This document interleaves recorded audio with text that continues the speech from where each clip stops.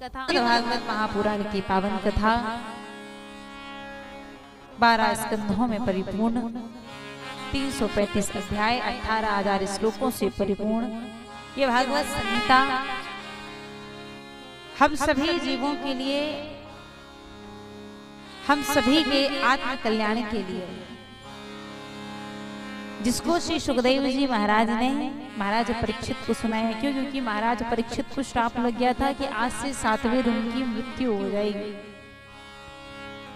हम सब जीव ही परीक्षित हैं, हम सबको ही 7 दिन में मरना है, 7 दिन में हमारी भी मृत्यु है।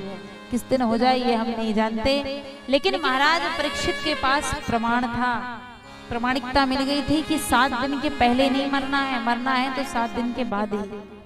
इसलिए कैसे इन 7 दिनों में अपनी मृत्यु को जीव सार्थक बना ले, इस उपाय के लिए सुखदेव जी महाराज ने राजा परीक्षित को श्रीमद् भागवत की पावन कथा सुनाई। तो उनके पास तो क्या था, सर्टिफिकेट था उनके पास कि वो 7 दिन के पहले नहीं मरेंगे, मरेंगे तो 7 दिन के बाद ही, 7वें दिन उनकी मृत्यु होगी। पर हम जीवों के पास ऐसी कोई प्रमाणिकता नहीं है, ऐसा कोई सर्टिफिकेट नहीं है। हो सकता है कल ही, और तो और छोड़ो आगे आने वाले पल में ही क्या हो जाए, कोई जानता है? कोई नहीं जानता। हम कल की बात करें भाई, पल का भरोसा नहीं है कि अगले क्षण में क्या लिखा हुआ। इसीलिए हमारे तो कोई भी मृत्यु की प्रमाणिकता नहीं कि कब हमें जाना है, कल परसों नरसों जब भी चले जाए। हमारा हर क्षण ही आखिरी है। इसलिए हमें तो अपनी मृत्यु को सार्थक बनाने के लिए हर क्षण ही प्रयास करना पड़ेगा कि कैसे हम अपनी मृत्यु को सार्थक बनाएं। मृत्यु को सार्थक बनाएं कैसे? प्राणी जो मरणासन व्यक्ति है उसका परम धर्म क्या है? ऐसी श्रीमद् भागवत की पावन कथा का प्रारंभ है। हम सभी बड़े भाव से सुने। श्रीमद् भागवत की कथा में सबसे पहले जो श्लोक को गाया जाता है श्रीमद् भागवत के महात्म्य को, सर्वप्रथम महात्म्य की कथा को श्रवण कराया जाता है। क्यों? क्योंकि कलिकाल का जीव इतना स्वार्थी है कि वो किसी लाभ के बिना किसी कार्य को करता नहीं। यदि वो कथा भी सुनता है तो अपने लाभ के कारण। लाभ कैसा? कि इस कथा को सुनकर के हमें पुण्य की प्राप्ति होगी, हमें मोक्ष की प्राप्ति होगी, हमें भगवत प्राप्ति होगी। इतना स्वार्थी है जी। इसीलिए कथाओं में पहले महात्म्य को श्रवण कराया जाता है कि भैया पहले क्वालिटी सुन लो, है ना। किसी वस्तु की हम क्वालिटी देखते हैं पहले, तो कथा की क्वालिटी को बताया जाता है, कथा के महात्म्य को श्रवण कराया जाता है। बड़े भाव से हम भी कथा के महात्म्य का श्रवण पान करेंगे। सर्वप्रथम भगवान के स्वरूप के साथ कथा का प्रारंभ होता है। भगवान का स्वरूप का हम सभी ध्यान करें। प्रथम श्लोक है, सच्चिदानंद रूपाय विश्वोत्पत्त्यादि हेतवे तापत्रय विनाशाय श्री कृष्णाय वयं नमः। प्रथम श्लोक जिसमें भगवान के स्वरूप का वर्णन किया गया। भगवान का स्वरूप कैसा है? भगवान कैसे हैं? बोले सच्चिदानंद। भगवान का स्वरूप है सत, चित और आनंद। ये भगवान का स्वरूप बताया गया है कि सच्चिदानंद रूपाय। भगवान कैसे हैं? बोले सत है, सत्य। भगवान का स्वरूप क्या है? भगवान सत्य स्वरूप है। इसलिए कहते ना कि ईश्वर सत्य है, राम नाम सत्य है, कृष्ण नाम सत्य है। तो भगवान का स्वरूप है सत, भगवान सत्य स्वरूप है। इसीलिए कहा जाता है कि सबसे बड़ा धर्म क्या है? बोले धर्म न दूसर सत्य समाना। भगवान सत्य स्वरूप है। सत्य क्या है? बोले वो अविनाशी, वो सत्य की सत्ता जब कुछ नहीं होता तब भी उपस्थित होती है, मध्य में भी, और जब कुछ नहीं होता, इस संसार का प्रलय हो जाता है, तब भी जिसकी सत्ता है वो सत्य स्वरूप, वो अविनाशी, वो भगवान सत्य स्वरूप है। भगवान का पहला स्वरूप है सत्य। भगवान का दूसरा स्वरूप है चित, चित अर्थात प्रकाश। भगवान प्रकाश के स्वरूप में भगवान का दूसरा स्वरूप बताया है प्रकाश। जगत प्रकाश प्रकाश भगवान प्रकाश के स्वरूप में है। हम इस सृष्टि में हमें जो भी प्रकाश के रूप में दिख रहा है ये भगवान की सत्ता है। और भगवान का तीसरा जो स्वरूप बताया है वो आनंद। ऐसे सत चित आनंद, ये सच्चिदानंद रूप भगवान के बताए हैं और आनंद स्वरूप में है भगवान। इस संसार में कहते हैं आनंद की एकमात्र बिंदु है। आनंद के सिंधु कौन है? जो आनंद सिंधु सुख राशि, जो आनंद सिंधु सुख राशि, जो आनंद सिंधु सुख राशि, जो आनंद सिंधु सुख राशि,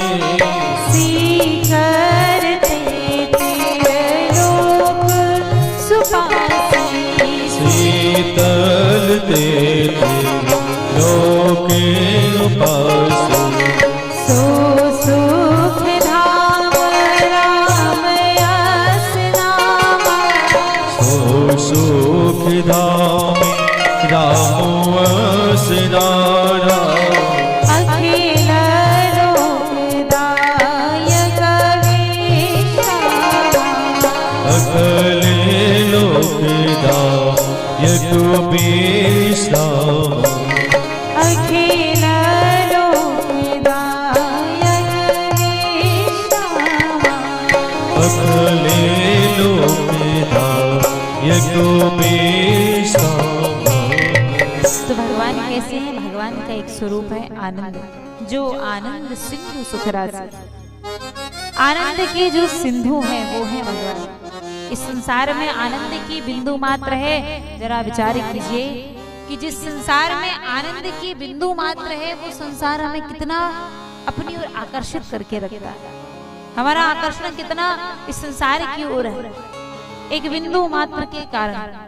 लेकिन जरा विचार कीजिए जो आनंद का सिंधु है, यदि हम उस ओर अपने मन को मोड़ लें तो वो तो आनंद का सिंधु है।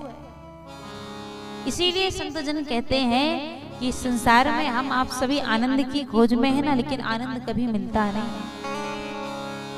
हाँ, सुख मिलता है, लेकिन कैसा? बोले क्षण भंगुर सुख मिलता है।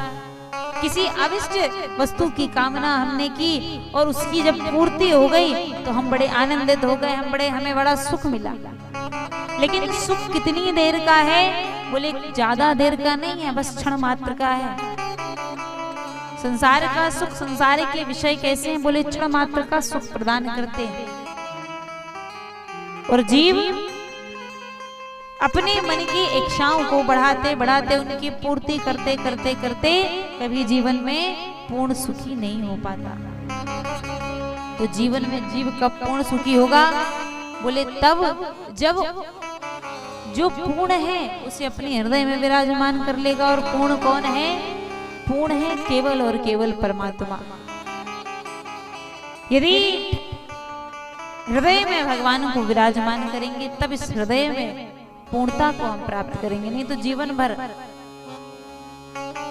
हम विषयों को पूरा करते करते करते करते कभी आनंद की प्राप्ति, कभी पूर्ण सुखी नहीं हो पाएंगे, है ना। हम सोचते हैं कि हम धन संपत्ति से सुखी हो जाएंगे, हम सोचते हैं कि हम पद प्रतिष्ठा से सुखी हो जाएंगे, हम सोचते हैं बहुत नाम पाकर के सुखी हो जाएंगे। तो ऐसा बिल्कुल नहीं है। वो रावण हमारे घरों में सोना रखा होगा, लेकिन रावण का सोने का ही घर था, महल था। लेकिन जब भी भगवान शंकर के सन्मुख जाता तो यही कहता, प्रभु कदा सुखी भवाम्यहम्, मैं कब सुखी होऊंगा। जीवन में कभी सुख, कभी आनंद नहीं मिल सकता। आनंद कब मिलेगा? बोले जब परिपूर्णता को प्राप्त करेंगे। और परिपूर्ण है हमारे श्याम सुंदर, हमारे कृष्ण। जब तक ये हृदय में विराजमान नहीं होंगे तब तक आनंद नहीं मिलेगा, सुख नहीं मिलेगा।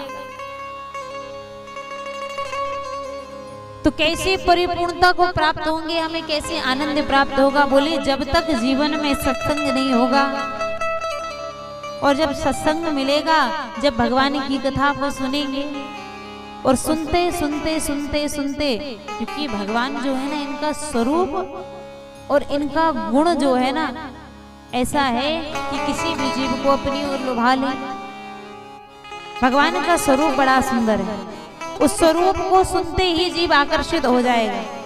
और जब भगवान की दयालुता के विषय में सुनेंगे, इसीलिए पहली भक्ति है प्रथम भगति संतन कर संगा, और दूसरी रति मम कथा प्रसंगा। दूसरी भक्ति है कि मेरी कथा में प्रेम हो जाए, प्रीति हो जाए।